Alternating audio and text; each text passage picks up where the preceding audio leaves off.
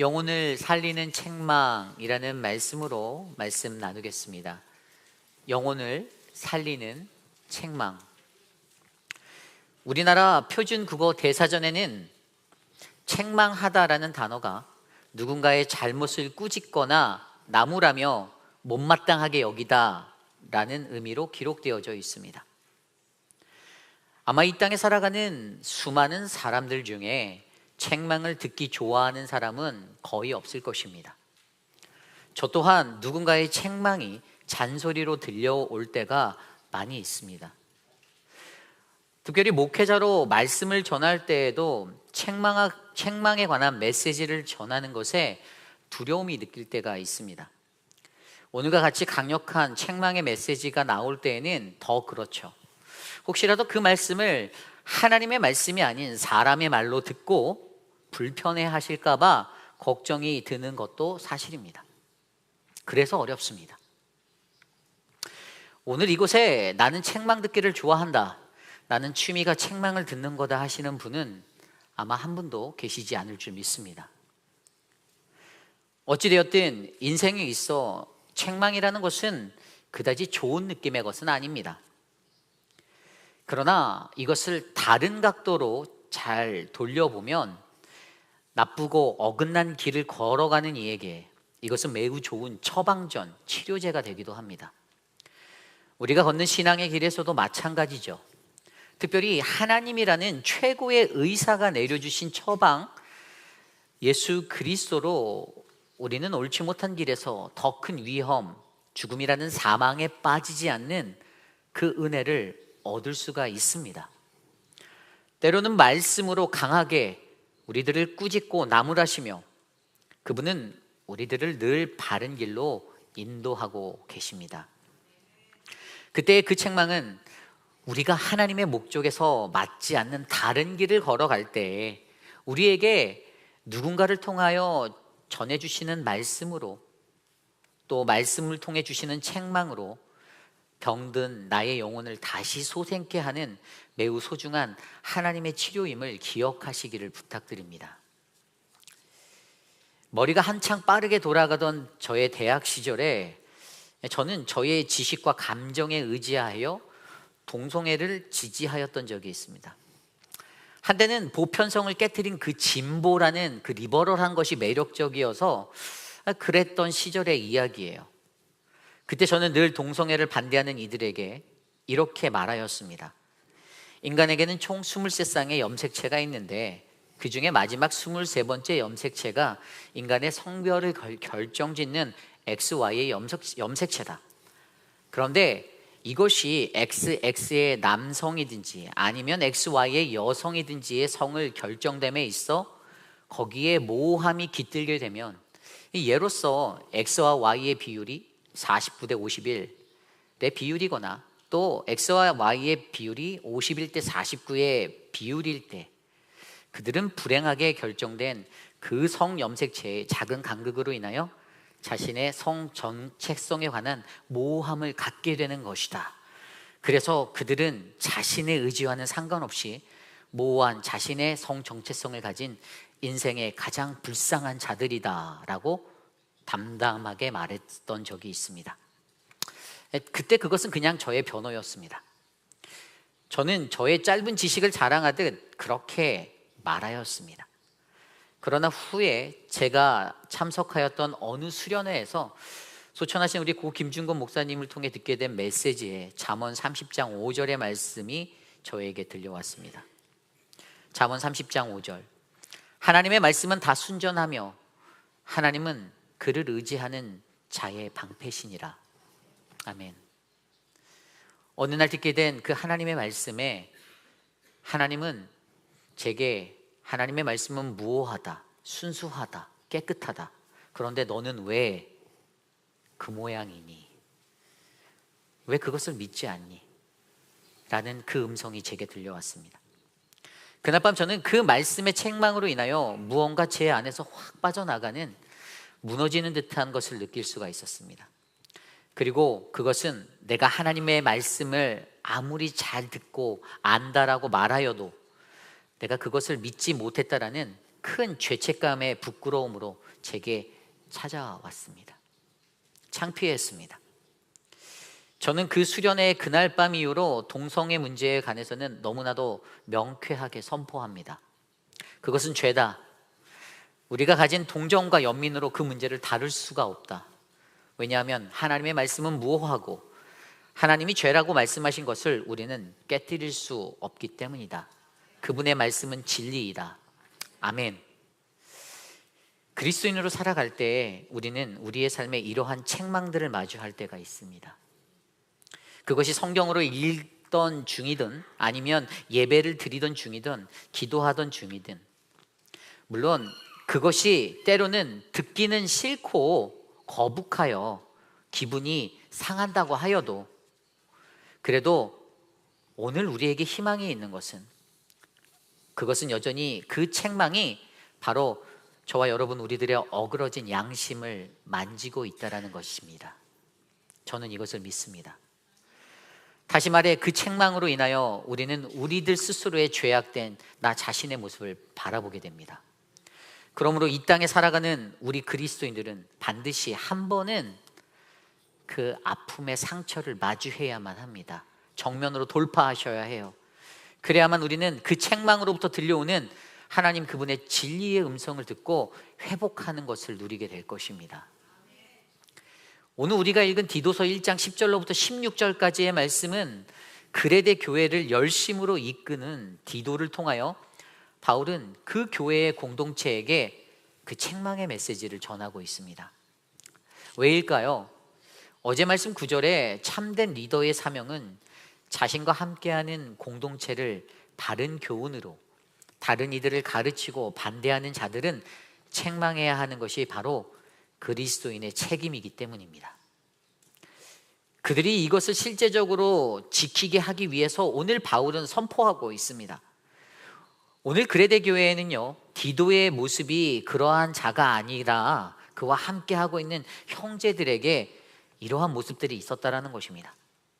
불순종과 대적함의 모습들, 그래서 장로 또는 감독 또는 목회자로 부르심을 받은 이들이 반드시 이것을 위해서 어떻게 해야 하는지에 대해서 오늘 말씀은 설명하고 있습니다.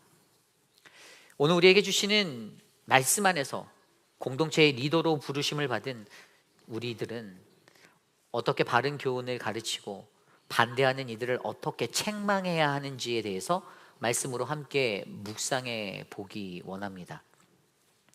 오늘 첫 번째로 영혼을 살리는 책망은 입을 막으라입니다. 입을 막으라. 오늘 말씀 10절에서 11절입니다. 불순종하고 헛된 말을 하며 속이는 자가 많은 중 할례파 가운데 특히 그러하니 그들의 입을 막을 것이라. 이런 자들이 더러운 이득을 취하려고 마땅하지 아니한 것을 가르쳐 가정들을 온통 무너뜨리는도다. 아멘. 그 당시 그레데 교회에는요, 거짓 교사들의 가르침에 현혹된 자들로 인해 잘못된 신앙관이 채워진 사람들이 있었습니다. 예를 들어 이단이라고 불리는 거짓 교사들은요, 구원은 일상의 행위와는 무관하다라고 가르쳤기에 그로 인하여 많은 사람들은 구원은 일회적인 것, 한 번이면 평생 간다라는 라이프 타임의 패스 정도로 여겼습니다. 그러다 보니 교회 공동체 안에 죄에 대한 지각이 떨어지고 복음의 본질인 거룩도 사라져버리고 그들의 신앙생활은 거룩이 없는 그저 세상 사람들과 피차 일반인 삶을 살게 되었습니다.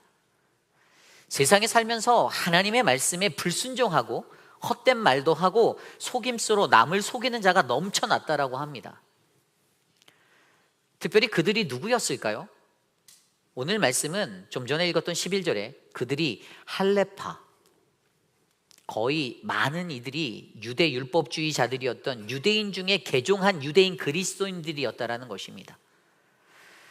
그레데 교회는 이방인들의 기반의 교회였습니다. 그 말은 유대인의 비중보다는 바로 헬라인, 이방인들의 비중이 더 많았다라는 것이죠. 그러나 유대인 그리스도인들은 어떠한 자들이었습니까? 그들은 오래전부터 하나님의 선택받은 자들로서, 그래서 스스로가 하나님의 율법을 잘 지켜 구원을 받았다라는 자부심으로 살았던 전통의 사람들이었습니다. 그러나 문제는 그들이 받은 그 구원에 합당한 삶을 살아내지 못했다라는 것입니다. 구원은 얻었다 하면서 그들의 일상의 삶에 구원에 합당한 모습이 하나도 없었다라는 거예요. 여기서 중요한 것은 무엇입니까?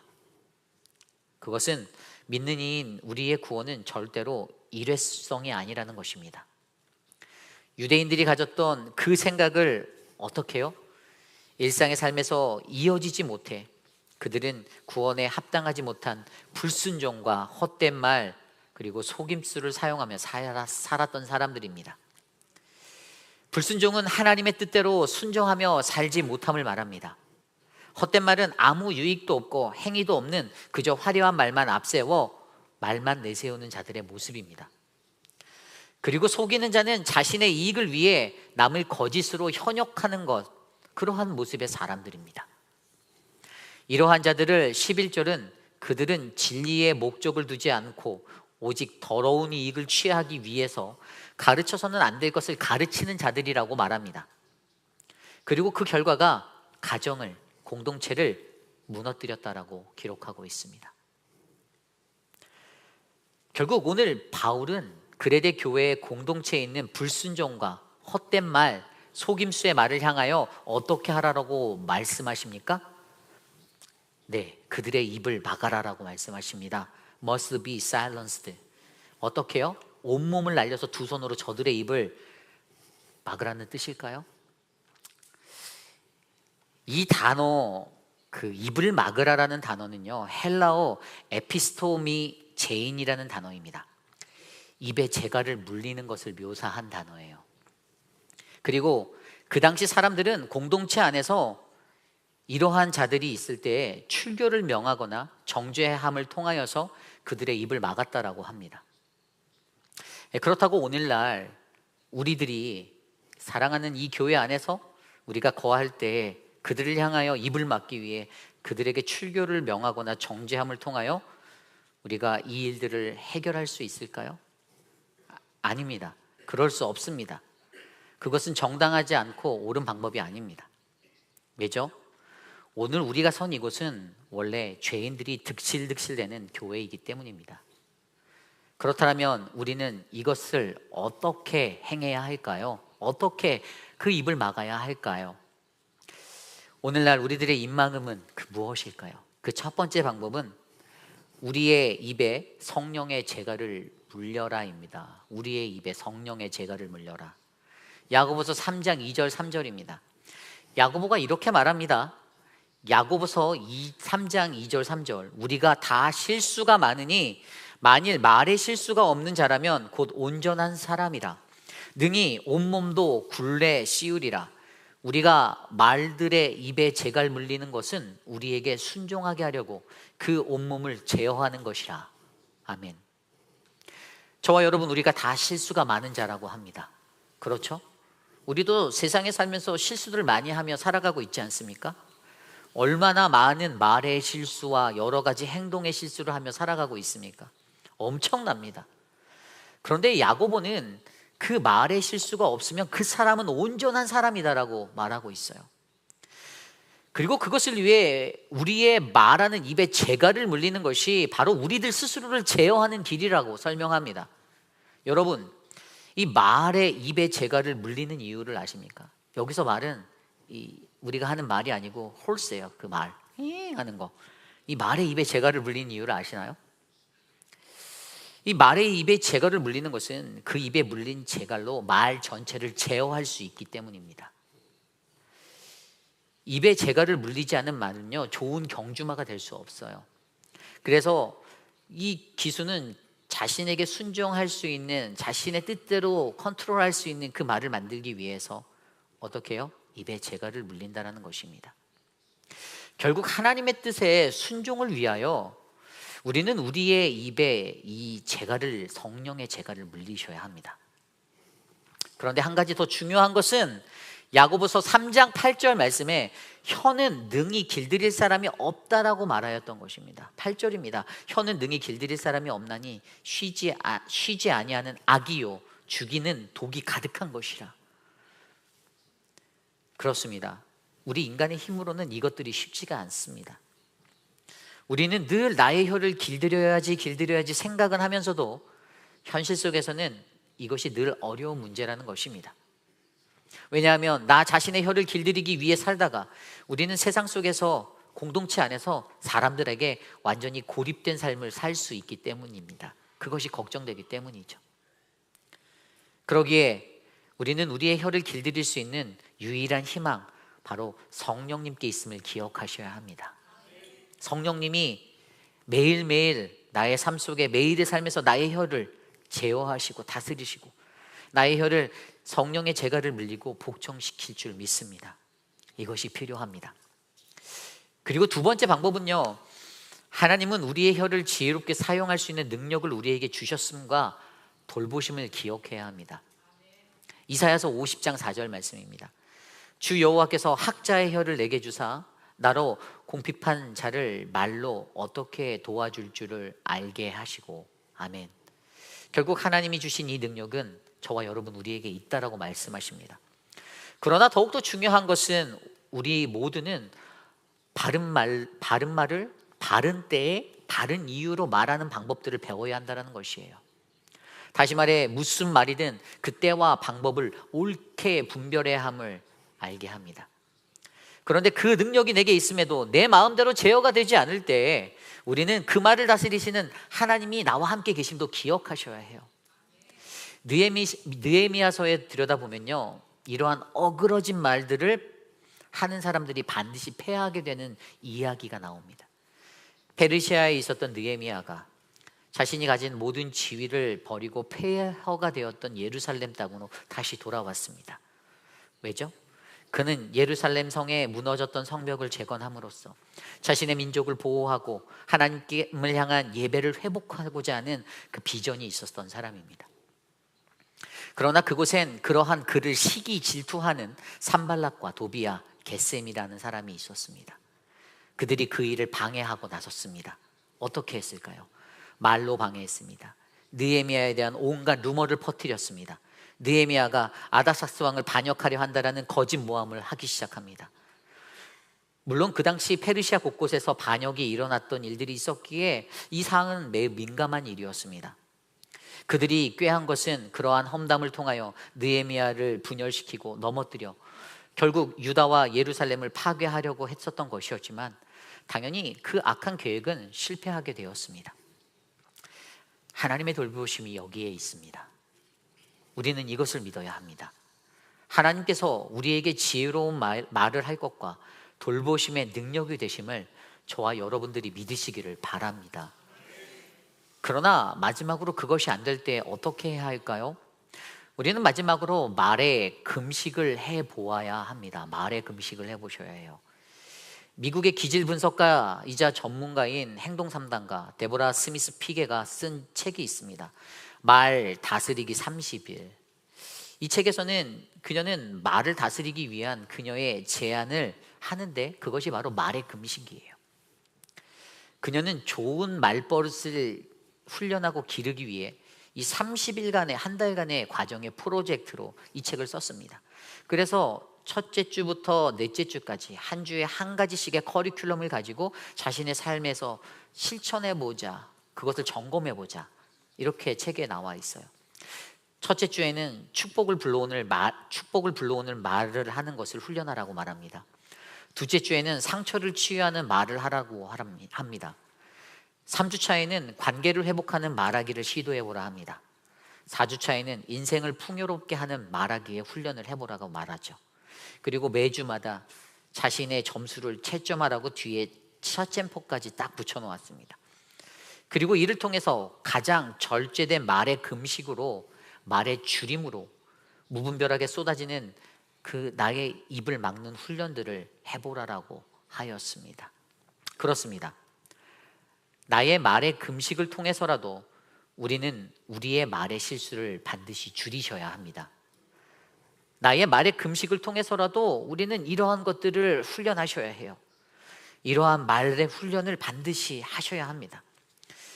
오늘도 우리 자신의 혀와 부단히 싸우고 계시는 여러분들 스스로를 바라보기 원하신다라면 여러분, 우리가 막 쏟아내고 있는 말들을 잠깐은 중단하고 말을 금식하는 것을 훈련해 보시기를 부탁드립니다. 잠언 26장 18절 19절 말씀에 횃불을 던지며 화살을 쏘아서 사람을 죽이는 미친 사람이 있나니 자기의 이웃을 속이고 말하기를 내가 희롱하였노라 하는 자도 그러하니라. 여기서 이웃을 해치고 속이는 미친 사람에 대한 이야기가 나와요. 그런데 여기서 이 미친 사람이 어떤 무기를 가지고 살인을 저지르는 사람이 아닙니다. 이 사람은 함부로 험담을 일삼아서 다른 사람들의 마음과 영혼을 파괴하는, 무너뜨리는 사람입니다. 그런 자를 미친 사람이라고 합니다. 말씀에 보면 여기저기서 함부로 험담하거나 그가 나중에 그냥 그렇게 하고 나서 그냥 내가 희롱하였어 라고 다른 말로 하면 나 농담한 거야 라고 말하는 사람이 바로 이런 사람입니다. 재미로 한 거랍니다. 농담도 할 수 있지만 때와 장소를 가리지 않는 무분별한 말, 험담은 곧 사람을 죽이는 것이 됩니다. 어떻게 살아가야 합니까? 하나님의 말씀을 우리들의 입에 채우고 내 입술의 말을 다스리셔야 합니다. 우리 예수님께서는 선한 사람은 선한 말을 하고 악한 사람은 악한 말을 한다라고 말씀하셨습니다. 하나님의 성품을 닮아 온유하고 선한 사람은 항상 하나님께 감사와 영광을 돌리고 주변 사람에게도 온유하고 선한 말을 합니다. 하지만 그렇지 못한 사람은 하나님 보시기에 합당하지 않은 무례하고 악한 말을 하게 되어 있습니다. 오늘 여러분들은 어떤 말을 하며 살고 계신가요? 말은 저와 여러분 우리들의 내면을 보여주는 거울과도 같습니다.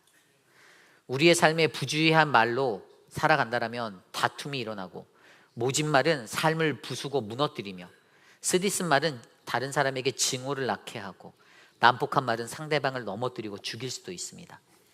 반면에 은혜로운 말은 그들의 길을 평탄하게 인도하고, 기쁜 말은 하루를 밝게 시작하게 만들고, 시기적절한 말은 우리들이 받는 스트레스를 줄여주고, 자비로운 말은 치유와 축복을 가져다 줄 것입니다.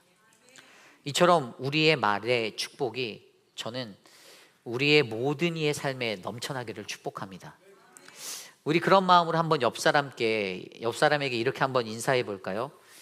이제 내가 당신의 입을 막겠소. 아니 이게 말을 하셔야 돼요. 아니 1부 때도 이러셔갖고 다시 자 우리 옆 사람에게 말해 볼까요? 이제 내가 당신의 입을 막겠소. 자 그럼 이제 화답합니다. 성령의 제가를 내게 물리시오. 성령의 제가를 물리시오. 시편 148편 3절에 다윗이 고백합니다. 여호와여 내 입 앞에 파수꾼을 세우시고 내 입술의 문을 지키소서.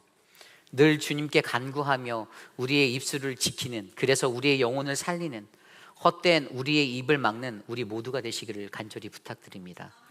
이것이 오늘 말씀의 첫 번째, 영혼을 살리는 책망은 입을 막으라입니다. 오늘 마지막으로 영혼을 살리는 책망은 어미 꾸짖으라입니다. 어미 꾸짖으라. 오늘 말씀 12절 말씀입니다. 그레데인 중에 어떤 선지자가 말하되 그레데인들은 항상 거짓말쟁이이며 악한 짐승이며 배만 위하는 게으른 뱅이니라 하니. 아멘. 이 말은 주전 6세기경의 시인이자 그리스의 7대 현인 중에 하나인 크노수스 출신의 에피메니데스가 한 말을 인용하여 쓴 구절입니다. 그는 후세에 아리스토텔레스나 키케로 같은 철학자들에게 아주 좋은 영향력을 미쳤던, 이들로부터 선지자로 불린 만큼 위대한 사람이었습니다. 근데 그러한 그가 그레데 사람들을 매우 신랄하게 비판합니다. 간단하게 세 가지로 그레데 사람들은 거짓말쟁이다, 악한 짐승이다, 배만 위하는 게으름쟁이라는 것입니다. 그레데인들은 고대 사회에서도 늘 거짓말에 능하고 타인의 희생을 가리지 않는 잔인함과 자신을 위한 탐욕만이 가득한 사람들이라는 수식어가 따라다녔던 자들입니다. 그러한 그들의 모습이 14절 이후에 계속해서 나옵니다. 14절 이후에 보면 그들 유대인 그리스도인들이 허탄한 이야기를 한다라고 합니다. 허탄한 이야기. 이 허탄한 이야기는 그들이 지닌 유대주의와 영지주의가 합쳐져서 신하들의 모습들로 번져나가게 되었던 모습을 말합니다. 하나님의 말씀의 진리가 아닌 왜곡된 것이 성도들의 마음을 덮쳤습니다. 그렇게 그들은 진리를 배반한 자들이었습니다. 그래서 15절 이후에 보면 그들에게는 깨끗함도 전혀 찾아볼 수 없고 오직 그 마음과 양심에 더러움이 가득하고 하나님을 안다고 말은 하나 그들의 삶에는 하나님을 부인하는 모습과 완고함, 가증함, 가득한 선이 전혀 없는 그러한 자들이라고 말합니다. 그러한 이들이 바로 그레데 교회에 가득하였습니다.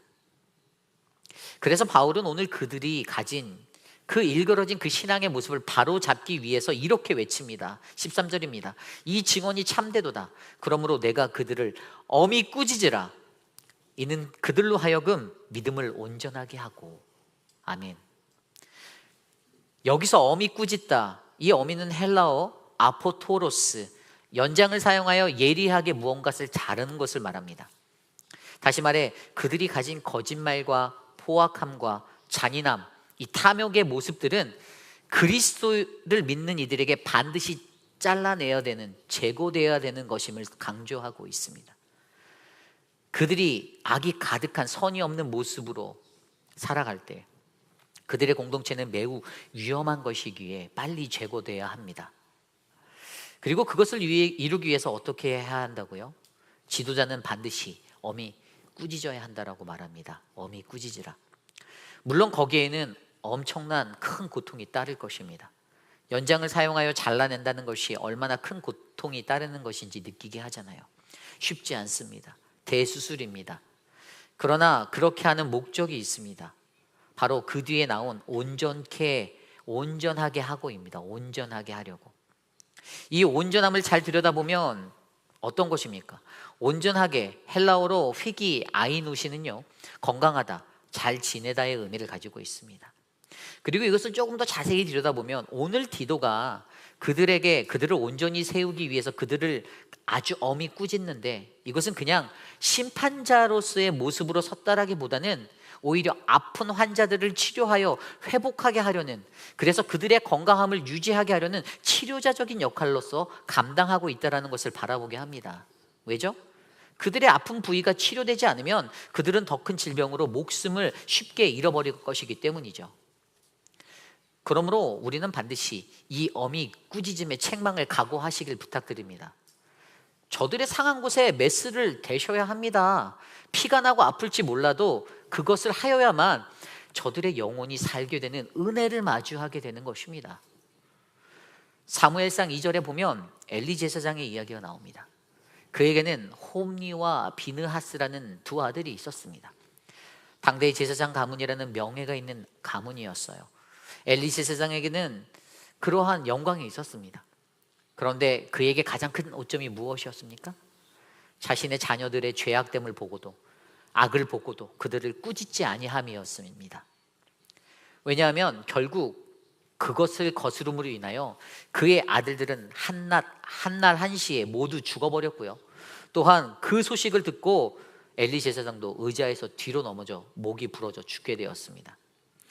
홈리와 비느하스는 제사장 직분을 가지고 있으면서도 하나님을 경외하지 않고 하나님을 오히려 업신여겼습니다. 하나님의 것을 자신의 것으로 탐했던 자들입니다. 그래서 결국 블레셋과의 전쟁에서 크게 패하고 그때 하나님의 법궤도 빼앗기게 되었고 두 아들도 잃고 자신도 죽고 가문의 모든 것이 패망하게 되는 길에 서게 되었습니다. 엘리 제사장이 그의 아들들에게 올바른 꾸짖음으로 그들의 만행을 나무라고 엄히 다스림으로 행하였더라면 아마도 하나님은 그들의 가문의 재앙을 거두셨을지도 모릅니다. 다만 그는 자신의 아들들을 하나님보다 더 중요하게 여겼고 더 사랑하였기에 그들을 엄히 꾸짖지 못하였습니다. 여러분, 결국 이 이야기의 결말의 핵심을 아십니까? 그들 모두가 죽고 갑자기 비느하스의 아내가 아이를 출산하는데 그 아이의 이름이 이가봇, 바로 하나님의 영광이 이스라엘에서 떠났다라는 의미의 아들의 이름이 지어집니다. 그렇습니다. 우리들이 엄히 다스리지 못하는 것으로 우리 공동체, 우리 가정에 하나님의 영광이 떠날 수 있다라는 두려움을 기억하시길 바랍니다. 그러므로 저와 여러분의 삶에 엄히 꾸짖음의 책망이 넘쳐나기를 기도드립니다. 그저 남에게 싫은 소리를 하고 살아가라는 말이 아닙니다. 그들을 향하여서 양지 바른 푸른 초장에 양육하기에 최고라는 환경이라 느끼실 수도 있겠지만, 진정한 그리스도인의 삶에는 반드시 엄한 꾸짖음, 이 책망이 있어야 합니다. 우리 안에 틈타고 있는 거짓과 악함과 속임수와 더러움과 완고함과 가증함과 시기와 미움과 질투, 용서 못함, 가식, 이 모든 것들을 고쳐낼 수 있는 유일한 기름을 기억하시기를 바랍니다. 늘 사랑하는 동역자들에게 나누는 좋은 리더가 되실 줄 믿습니다. 우리 옆 사람에게 이 시간 이렇게 나눠볼까요? 이제 내가 당신을 엄히 꾸짖겠어. 아니, 웃지 마시고 우리 옆 사람에게 나눠볼게. 이제 내가 당신을 엄히 꾸짖겠어. 자, 다시 화답합니다. 과감히 꾸짖어 주이소. 과감히 꾸짖어 주이소. 주의 말씀으로 이 은혜가 넘치는 우리 모두가 되실 줄 믿습니다. 이것이 오늘 말씀의 마지막, 영혼을 살리는 책망은 엄히 꾸짖으라입니다.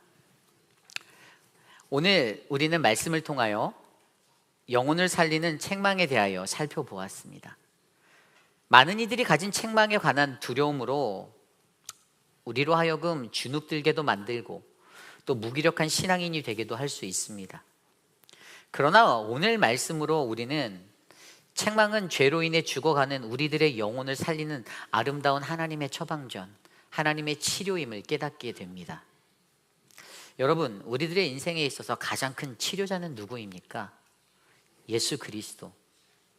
오늘 디도서의 그레데 교회 안에 쌓여있던 이 어둠과 악함의 역사는요, 여전히 그들로 하여금 겉으로는 예수 그리스도의 옷을 입었으나 진정한 복음의 사람으로 거듭나지 못하여 진정한 그리스도인의 삶을 살지 못해서 일어나는 문제들입니다.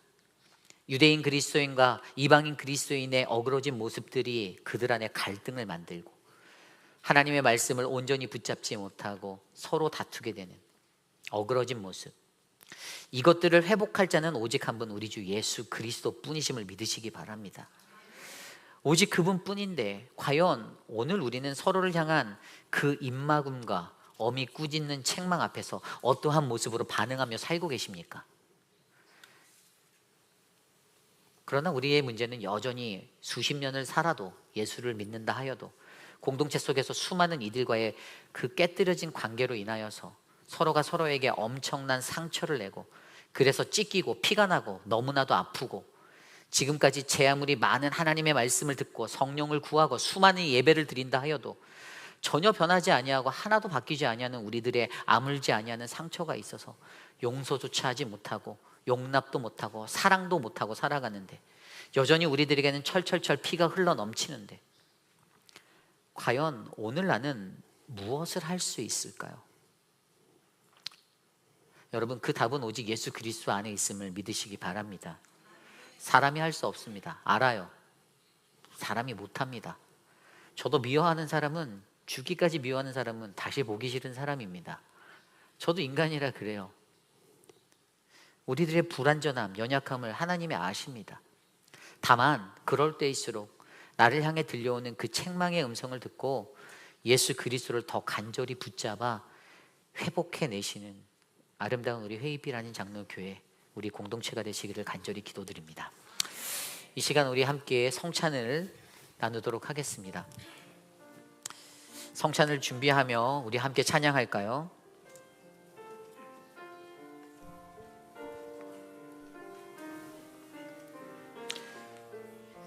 주를 기념하며 함께 찬양합니다.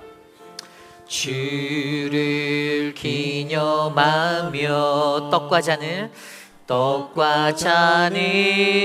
나누는 시간, 주를 향한 우리의 고백, 주를 사랑합니다. 주를 기념하며 주를 기념하며 떡과 잔을 나누는 시간, 주를 향한 우리의 기도 이곳에 함께 하소서. 우리 하나님 높이 찬양할까요? 주를 기념하며 떡과 잔을 나누는 시간, 주를 향한 우리의 다짐, 주의 길을 따르리. 예수님께서 잡히시기 전날 밤에 주님께서는 마지막 만찬의 자리에서 빵과 포도주를 제자들에게 나누어 주셨습니다. 그리고 이 떡과 이 잔을 나눌 때마다 십자가에 달려 돌아갈 나를 기억하라라고 부탁하셨습니다. 이 떡은 우리에게 영생을 주시기 위해 십자가에 달리신 주님의 몸을 상징합니다. 그리고 이 잔은 우리의 모든 죄를 씻기기 위해서 십자가에서 흘리신 주님의 피를 상징합니다. 우리가 참여하는 이 성찬식은 주님의 몸된 교회의 모든 성도들이 반드시 참여해야 할 예식으로서 이것을 먹고 마실 때마다 우리의 구원자 되신 예수 그리스도를 반드시 기억해야 합니다. 주님께서는 성찬에 참여하기 전에 바로 이 성찬에 참여하는 우리들 자신을 먼저 살피라고, 그리고 성찬에 참여할 준비를 하라고 부탁하셨습니다. 고린도전서 11장 27절로 29절 말씀입니다. 그러므로 누구든지 주의 떡이나 잔을 합당하지 않게 먹고 마시는 자는 주의 몸과 피에 대하여 죄를 짓는 것이니라.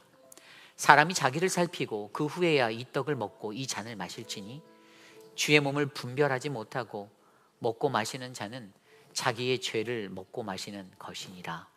아멘. 이 시간 먼저 함께 기도드릴 때에 이 성찬에 참여하기에 부족한 우리들의 죄악된 모습들이 생각난다라면 주님 앞에 진실하게 회개하는 회개의 기도를 드리기 원합니다. 함께 기도드립니다. 하나님 도와주십시오. 하나님 우리를 인도하여 주십시오. 죄악 가운데 거하였던 나의 모습들, 거룩한 주의 피와 살을 나누는 이 자리, 이 성찬의 예식 앞에서 한없이 나를 사랑하셔서 나를 붙드시는 주님을 만나기를 소망하오니 형식적인 성찬이 아닌 전심으로 주님을 예배하는 성찬이 일어나도록 하나님 인도하여 주시기를 소망합니다. 나의 연약함, 나의 불완전함을 덮어주시고 주의 은혜로 인도하옵소서. 주님, 고린도전서 11장 23절로 24절까지의 말씀입니다. 곧 주 예수께서 잡히시던 밤에 떡을 가지사 축사하시고 떼어 이르시되 이것은 너희를 위하는 내 몸이니 이것을 행하여 나를 기념하라. 아멘. 이 시간 우리 함께 십자가에 달리신 주님의 몸을 기억하며 이 떡을 함께 나누겠습니다. 이 떡은 우리에게 영생을 주시기 위해 십자가에 달리신 주님의 몸입니다.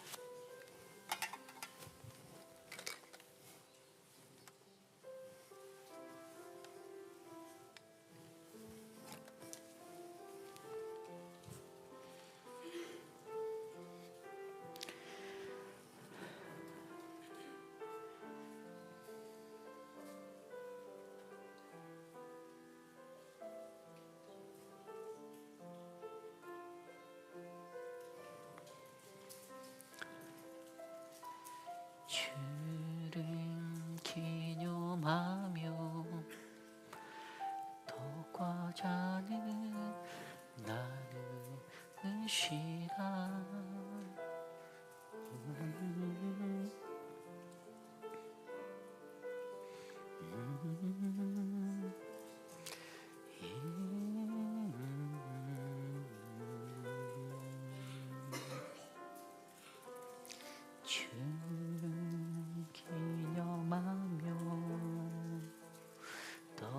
잔을 나누는 시간.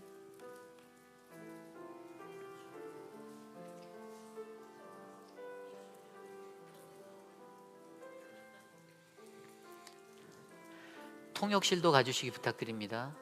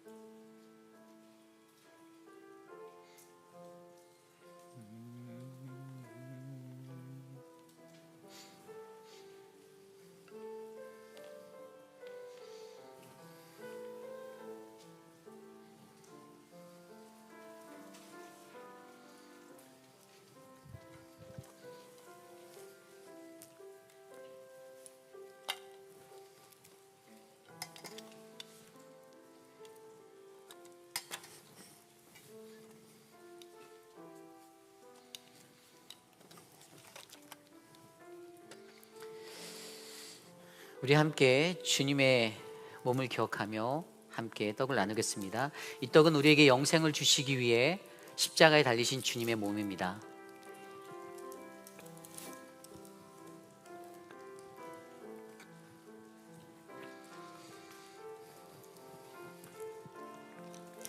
고린도전서 11장 25절 말씀에 식후에 또한 그와 같이 잔을 가지시고 이르시되 이 잔은 내 피로 세운 새 언약이니 이것을 행하여 마실 때마다 나를 기념하라 하셨으니.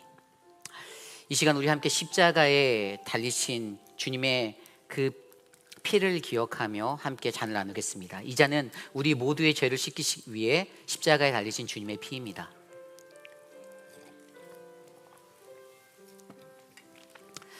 함께 기도하겠습니다.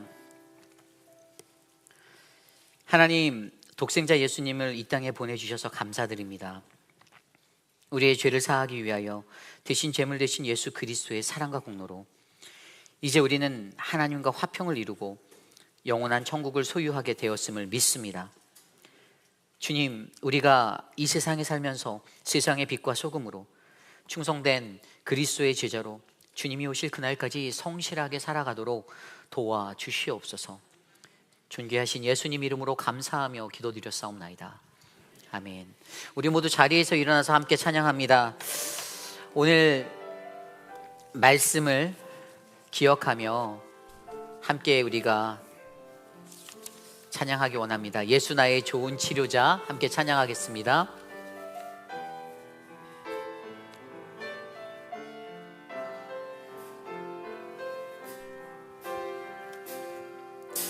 예수 나의 좋은 치료자, 그의 눈이 머무는 곳은 그의 슬픔과 고통, 고개를 들어 그의 눈을 볼 때에 난 알았네. 예수 나의 좋은 치료자, 예수 나의 좋은, 예수 나의 좋은 치료자, 그의 손길이 닿는 곳은 나의 상처와 아픔, 영원히 흐를 것 같았던 눈물 다 멎었네. 예수 나의 치료자, 나 노래하리라, 나 노래하리라. 전한 나를 돌아보신 구세주를 찬양해 하늘 닿는 곳까지 내 손 들리라. 예수 나의 치료자, 다시 찬양할까요? 예수 나의 좋은 치료자, 그의 눈이 머무는 곳에, 그의 눈이 머무는 곳은 나의 슬픔과 고통, 고개를 들어 그의 눈을 볼 때에 난 알았네. 예수 나의 좋은 치료자. 예수 나의 좋은 치료자 되십니다. 예수 나의 좋은 치료자. 그의 손길이 닿는 곳은 나의 상처와 아픔, 영원히 흐를 것 같았던 눈물 다 멎었네. 예수 나의 치료자. 나 노래하리라. 나 노래하리라. 천한 나를 돌아보신 구세주를 찬양해. 하늘 닿는 곳까지 내 손 들리라. 예수 나의 치료자. 나 노래하리라.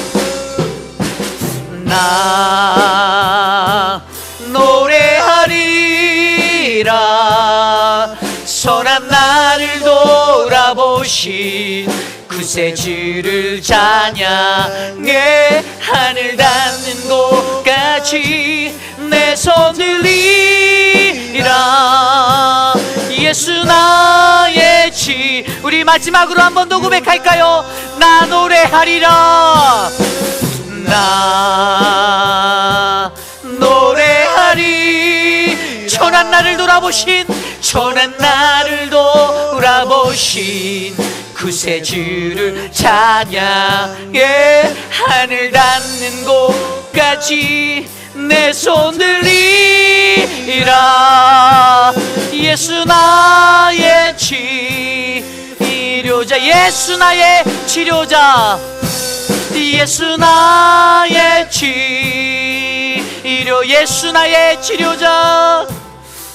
예수 나의 치료자.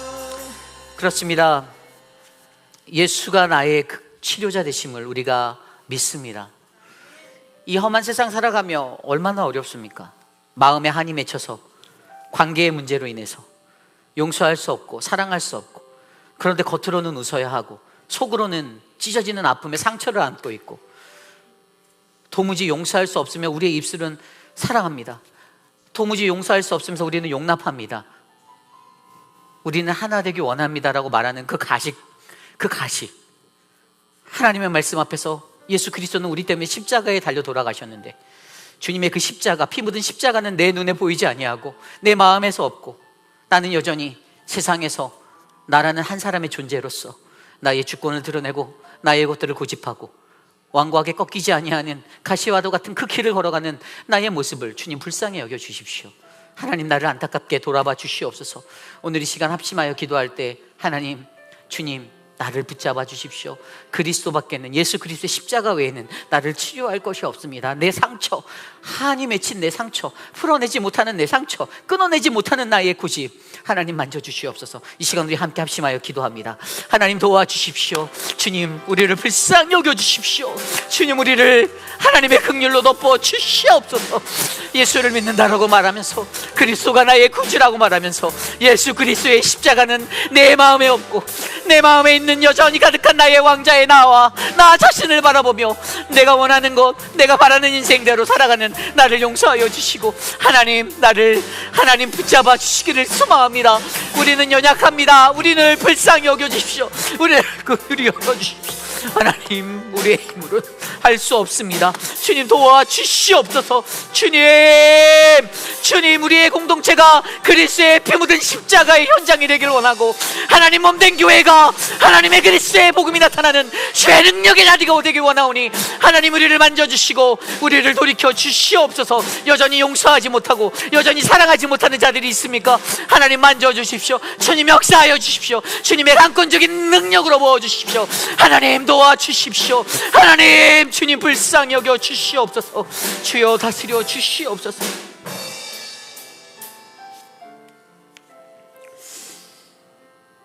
존귀하신 하나님, 감사합니다. 하나님, 오늘을 살아가면서 우리는 여전히 주님의 은혜 가운데 거한 나의 그 모습 안에서 하나님의 참된 사랑을 발견하지 못하고 헤매일 때가 많이 있습니다. 그리스도의 피 묻은 십자가가 우리에게 있어서 하나님 늘 그것을 바라보고 용서하고 사랑하고 용납하며 살아가야 하는데 뭐가 그렇게 힘든지 그것이 안 될 때가 너무나도 많이 있습니다. 하나님 우리를 불쌍히 여겨주십시오. 주님 나를 도와주십시오. 내 힘이 아니라 성령의 마음으로, 예수 그리스도의 마음으로 치료받게 하시고 회복하게 하시고, 무너졌던 관계가 다시 회복되고, 무너졌던 주의 성전이 다시 회복되고, 주의 예배가 살아나고, 가정이 살고, 부부간의 관계가, 이웃과의 관계가 화해하며 진정한 그리스도의 사랑이 드러나는 몸된 교회가 될 수 있도록 하나님 역사하여 주시옵소서. 사랑하는 우리 미스터 체리, 하나님 도와주십시오. 얼마 남지 않은 시간 속에서 하나님 마주하게 되는 아픔이 있습니다. 우리 오수덕 집사님의 마음을 돌아보시고 캘리포니아에서 찾아온 모든 자녀들, 하나님 오늘 함께 모여 예배 드릴 때 그 예배 가운데 주님 자정하여 주시옵소서. 사랑하는 송년숙 장로님 지켜주시기를 소망합니다. 회복의 은혜를 주시고 강건함을 주셔서 우리 장로님 늘 주님 앞에 섰던 그 담대함의 모습으로 주님 앞에 날마다 동행할 수 있도록 역사하옵소서. 사랑하는 한영숙 집사님 폐렴으로 입원해 계십니다. 하나님 그 삶을 위로하여 주십시오. 만져주십시오. 하나님 폐렴이라는 것이 특별히 암을 극복하였던 집사님에게는 너무나도 힘든 것인데 하나님 위기가 되지 않도록 도와주십시오. 사랑하는 우리 곽성자 성도님, 하나님 교회로 발걸음을 인도하셔서 감사합니다. 호흡하는 것에 힘을 주시고 그 삶의 기쁨을 주시옵소서. 사랑하는 말할 수 없는 또 밝힐 수 없는 유방암과 폐암으로 고통받고 계신 분들이 계십니다. 하나님 지켜주십시오. 주의 은혜밖에는 구할 것이 없습니다. 하나님의 역사가 필요합니다. 지금은 우리 구주 예수 그리스도의 무한하신 은혜와 그 크신 하나님의 사랑하심과 성령 하나님의 감화감동 교통하심의 역사가 오늘을 살아가며 거룩하신 하나님 앞에 나도 그리스도인으로서 주의 백성으로서 살기 원합니다. 내 안에 가식과 어두움으로 둘러싸인 허울의 모습이 아닌 진심으로 회개하고 진심으로 사랑하고 진심으로 용납하는 참다운 그리스도인, 그 모습으로 내가 거듭나겠습니다라고 다짐하는 사랑하는 우리 회의필 장로교회 성도님들, 오늘 이곳에 나와 주님께 예배드렸던 믿음의 권속들 머리 위에 자녀와 가정과 삶의 터전 위에 지금으로부터 영원토록 함께 하시기를 간절히 축원하옵나이다. 아멘.